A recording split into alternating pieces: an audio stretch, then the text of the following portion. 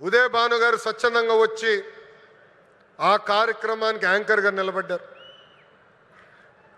BC సోదరులు జరుగుతున్న అన్యాయం పైన ఆనాడు మేము పెద్ద ఎత్తున ఆనాటి ప్రభుత్వాన్ని నిలదీశాం. నిలదీసినందుకు మేడం గారిని కూడా వైకాపా నాయకులు ట్రోల్ చేశారు. అంతేకాదు వేదికమైన పెద్దలందరి పైన దొంగ కేసులు పెట్టారు. నా పైన కూడా 23 కేసులు పెట్టారు.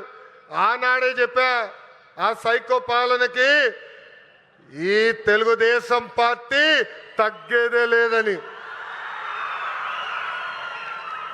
వాస్తవంగా ఈరోజు ప్రజలకి స్వాతంత్రం వచ్చింది. 94% సీటుల్లో ఎన్డీఏ ప్రభుత్వాన్ని మీరు గెలిపించారు. మా పైన బాధ్యత పెరిగింది.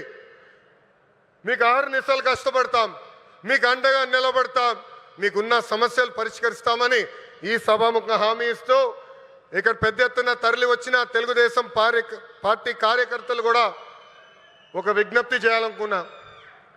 ఈరోజు వాస్తవంగా రిలయన్స్ కార్యక్రమానికి వచ్చా. గతంలో మీ అందరికి చెప్పా, ఎప్పుడు నియోజకవర్గానికి వచ్చినా మిమ్మల్ని అందరినీ కలుస్తా, మీతో కూర్చుంటా, మీతో ఫోటోలు దిగుతానని హామీ ఇచ్చా.